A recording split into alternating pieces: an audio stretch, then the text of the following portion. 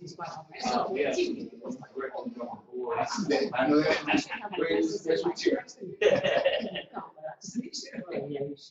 Oh my gosh, I you walk away, you know. Maybe the off. Blaming everybody, blaming this guy. I just want to do that. I need to talk a little talk. So good.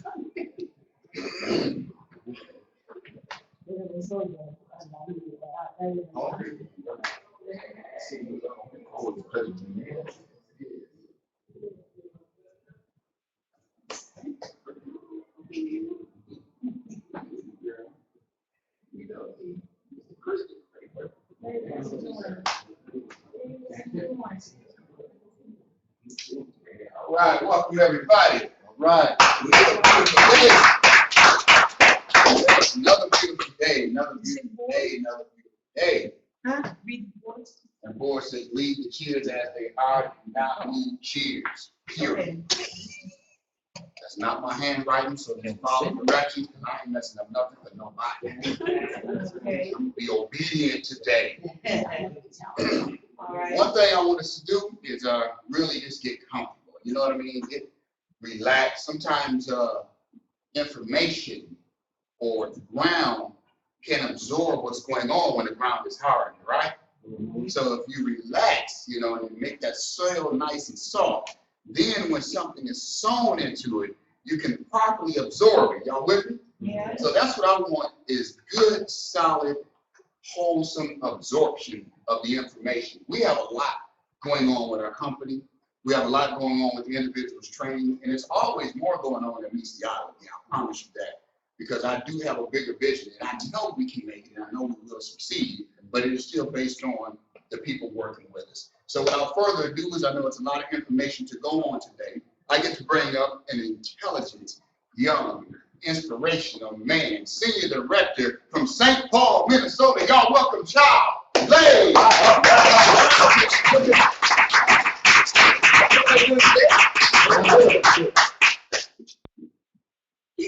He's calling this intelligent guy running up here. I don't know what he's talking about. All I like to do is follow instructions, because that's what I like to do. You guys, look, will you guys follow these instructions up here? Yeah. I wish the online world could see you right now. I know. Who wrote the wall? Why did you sit this way? Somebody online, if you could see everybody in the room, they're all sit and kind of moved over to the right about 45 degrees. So I think I'll train over here today. Thank you.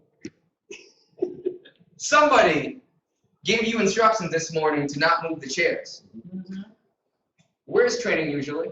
Where's your line of sight? Where's the direction where you usually look? Forward. Why is that? That's what we usually do. That's what you usually do. Does it make more sense seeing how the screen's over there that we all look this way? Somebody left these instructions, right?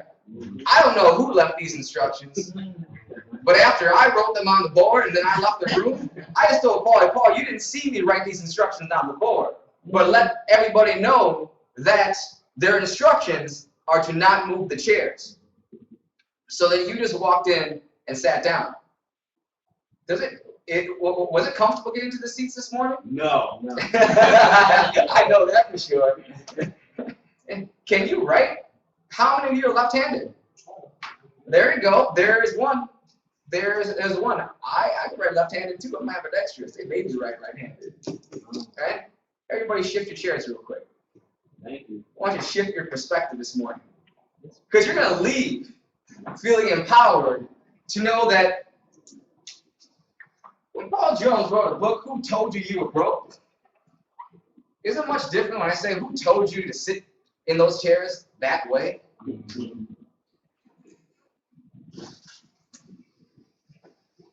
Sometimes when things just aren't working, you really have to look at your situation and examine why you're following that. Because as you walked in, people started going, at first it didn't make sense to you, but then the people around you who received the same instructions started going, hey, you can't move those chairs. And because of your respect for that person, you did the same thing, right? You follow those instructions. The same thing can happen on the other side. When you receive a set of instructions that do work, if we're just consistent at relaying those instructions and then adjusting people as their chairs start moving the wrong way, right? You just adjust them. People start seeing that. And there is no question as to how you're supposed to be doing things. So it works both ways. So let's take it from the positive side. Oh, yeah. I know it's morning, but it's afternoon somewhere, right? That's a slice of apple pie. Apple pie. You know, we have these moments in our lives when we go to meetings or we see things and we witness things. We go, you know what? Yeah, I like what that person's talking about. I want a slice. Who wants a slice? Who wants a slice of that apple pie? You know, you see all these, the lifestyle that people are living. You see the things that they have. You see all these things, and you say, I want a slice. And with everything that other people have, including the things that you have currently, it came with a set of instructions. My wife, when we first got married, this is baked good, so of course I had to bring up Laura. You know, she goes, I'd love to bake. Now, like, do you like to cook? He goes, if it can go in the oven, I like to cook. So I asked her, why don't you like to cook? He's like, I don't really like the instructions. They're kind of complicated. And then I thought about it. I was like, you know, she kind of, yeah, you know, it took me years to really learn how to cook because I watched the women in my family cook, but I could never cook. I was never allowed to go in the kitchen. I was just allowed to watch from afar. They're like, watch and learn, but you can't come in here. Right? So I didn't even know if I had made a mistake mentally at all. I just watched and watched and watched. And later on, when I finally get in my own kitchen, I was like, there's a lot of instructions. There's a lot of instructions. And I could never, for a while there, I could never get the taste right. Right? Because there were never instructions. They put this in there and they go, yeah, it's missing a little something. But I had nothing compared to. I didn't even know why they put in more salt, why they put in more sugar, why they did anything. All I saw was them moving. So now today, when people go, can I help you out in the kitchen? I go, no. It's like, do you know how to, like, first of all, do you know how to cook? It's like, do you want to help me or do you want to learn how to cook? There's two different things. Because if I'm about to entertain, I don't need anybody in the kitchen. Right. It's like, if you know how to prep food, I go, prep this and stay out of my way. If you know how to fry this and then stay out of my way. But if you don't, it's showtime. This isn't time for practice. Because, you know, at the end of the day, when people eat, they go, oh, child, this tastes kind of awful. You know, they don't go, oh, because so-and-so prepped this food, it tastes awful. Because so-and-so fried this food, it tastes awful. It's, child, cook food, right? So I'm like, are you here to learn? Or are you here to help? And if you want to help, do you know how to help? But Laura, see, apple pie, there's something, I go, I mean, what's your, like, how complicated is it to bake an apple pie? Just, like, because your apple pie is good. Every time, you know, I want that dessert, have that craving. I'm like, baby, make some apple pie. It's like, yeah, it's pretty simple. Pretty simple. It's like, obviously, you know, there's apples. Obviously, you know, there's apples. Like, yeah, but what else goes in apples? And they're like, well, you take some cinnamon, take some sugar, take some butter in certain amounts, throw those three in there with the apples, put it in the oven at 400 degrees, and you have yourself apple pie. So those are instructions that I repeated. And I hear, as soon as that's pretty simple, right? And as soon as I say those instructions, this is what I hear. Oh, there's so much better ways to make an apple pie.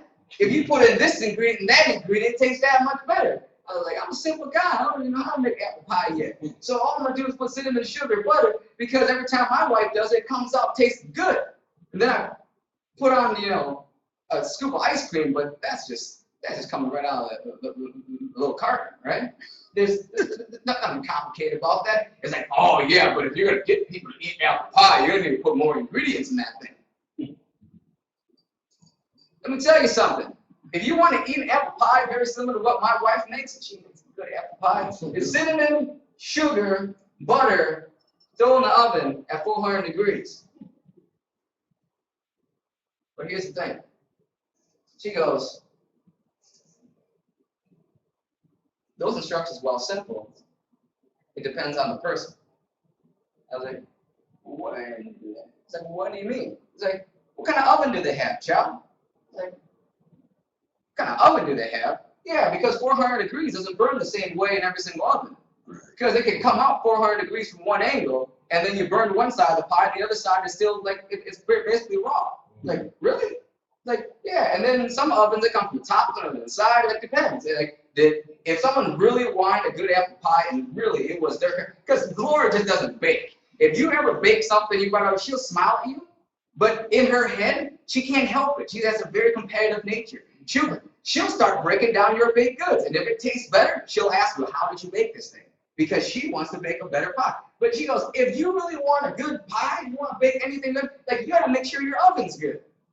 Right? Otherwise, it's like, what are you putting your thing into? Like, oh, okay. And then I thought about that real quick. Okay, 1, 2, 3 ingredients, 400 degrees. Some of us don't even turn to that temperature in order to get what we want. Some of us start smelling the goods and then start opening up the oven constantly to see what's going on, and then the heat leaves. And the pie doesn't come out the way it's supposed to.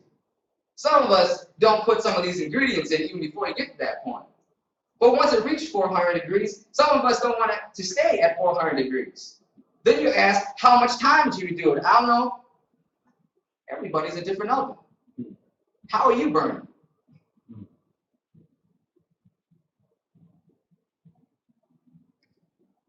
Then you learn 95% of the population share 5% of the wealth.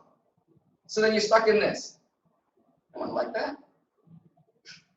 It's traffic jam. Changing lanes. We're all become better drivers today. Set us instructions for this too. Finally, when you get it, he's still thinking about this apple pie thing. That's thinking. Changing lanes. When you want to change lanes, what's the first thing that you do? What's the first thing you do? You signal. Do we all do that? Yes. Yes, Okay. I do. Yeah, we're gonna humble ourselves real quick here. Yeah, like the first thing you do is signal. Why is that? Because other person know your intentions. Ah. How are you communicating your intentions, Brother Fred? Man after my own heart. How are we communicating our intentions? We don't learn what we learn here in business to shift from 95% to 5% and then get angry at everybody else that's around. Right. We don't do that, right? Changing lanes, it's simple. Before you even look, at the moment you think, I need to change lanes, because that's what you're doing right now. It's like, oh, I need to exit. This path of 95% doesn't work for me. You get excited and immediately you go, whoo, change lanes, and everyone's honking. Beep, beep, beep, beep, beep, beep, beep, beep. Sounds like that. In our adult mind, it sounds a little different when we hear beep, beep, beep, beep, beep, beep, beep. Let me tell you, in Vietnam, when you ever leave the United States, which I hope you do, and you travel to other countries, in Vietnam, like there really are the traffic lights and everything are just now getting in. So when you have hundreds of thousands of mopeds, and then you're a car, and then a big old truck, sometimes a lot of times, it's the bigger vehicle just goes into the lane, oncoming traffic, because they know you're on a moped. You're gonna move. There are no left turn lights that says, okay, it's your turn, make a left. No, you go into oncoming traffic. They will, that same look, right?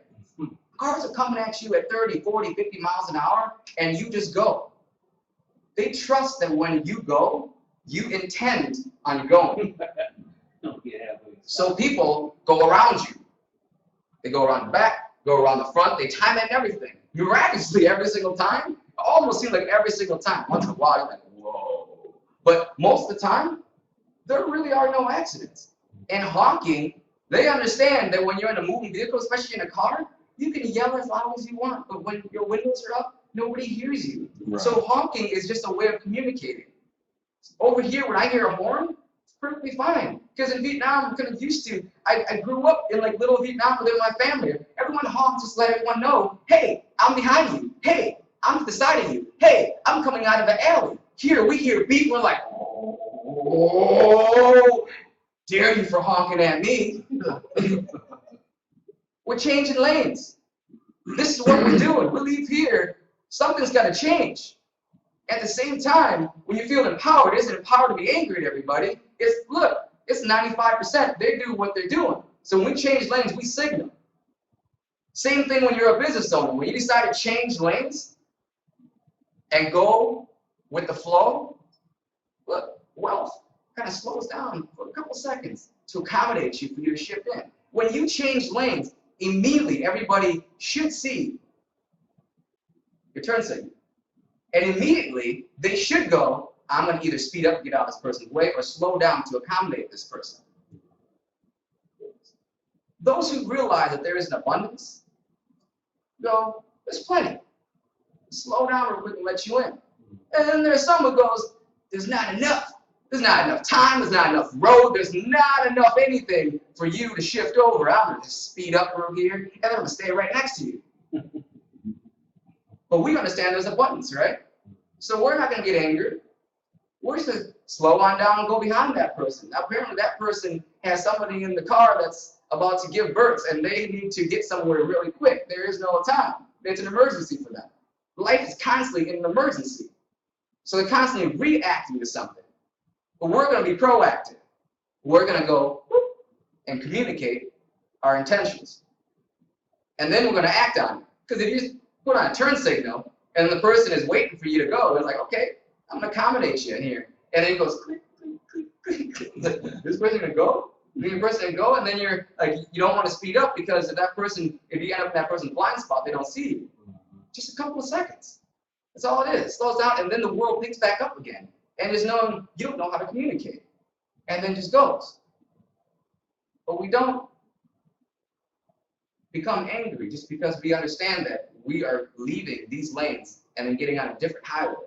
Right. We're no longer following traffic jams. We're scheduling our meetings around traffic jam times. And then we're the people on the other side going, like, where's that person going? Everyone's going this way. Shift our chairs real quick. Let's see there. Brother Lockett, because I know you'll actually come out with a response. What do you see? Full. Half full. Half full. Greg, what do you see there? Half full. Paulie, what do you see there? Half full. Let's ask 3 people I know make it a focus to keep things positive. So they look at that glass and they say, half full. If you haven't read this book, I wish we were marketing this product so we could get paid off of it too, Paulie, but 3 Feet from Gold. In the book, you see a gentleman that's very frustrated, that's so close to success, very, very, very, very good salesman. I'm so close, but he doesn't realize it. And he meets this person that's very successful, and the successful person pulls it up and goes, same thing, look at that glass. Look at that glass. If you haven't read this book, you should read it, 3 Feet from Gold. It comes out from Think, same thing as the Napoleon Hill, Think and Grow Rich. Spin off of that. He's writing a very good book. And he goes, what do you see? And the young man goes, he's about to give an answer, but then he goes, you know what? That was a question, and this is his response. I'm paraphrasing. Where did the cup start out at? And it stopped me for a second. When I was reading that book, I kind of set it down because I heard this like a proverb. Like growing up, like over in America, you hear it, and if you're Asian, you definitely hear it. You know, it's like catch a fly with a chopstick. glass half full, right? Oh, the rice half full, half empty, all that stuff, right? You definitely hear it. And I was like, wow. I was like, okay. Because technically, if that glass was full and now it's only half full, what happened to it? And then it was empty and now it's half full, you actually increased, right? So that's actually a really good thing, because when we say it's only half full, one side of it is it used to be, it had a potential, at one time it could have been full. So you ask all those questions like, where did you start out at? And where did we start out at? This morning, I'm just keep it really, really simple for you. Because contrary to what Paulie introduced me as, intelligent guy, if following instructions mean I'm intelligent, okay, then maybe I'll accept that compliment. But when I see this,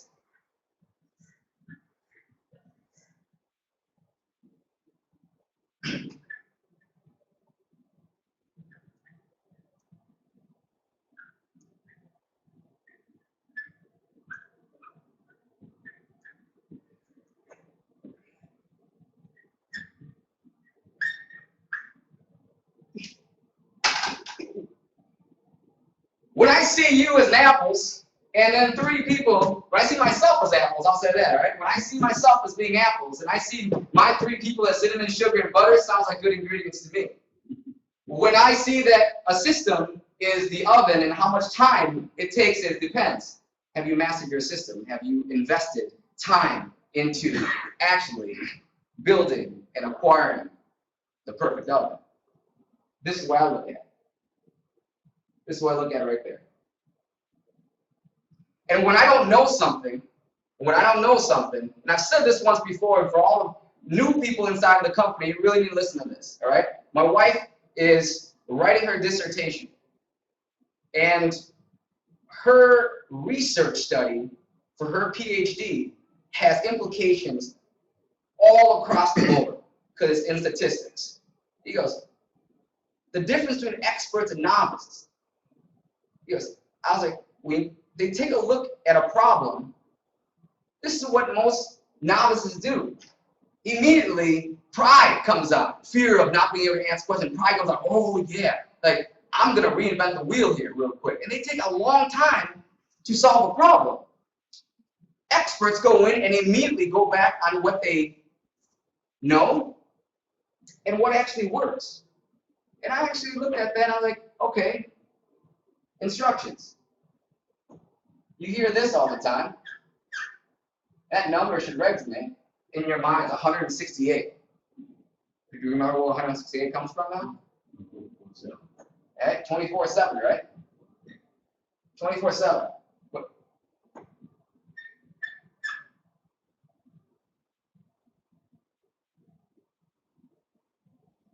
What's 168 times 12? Without your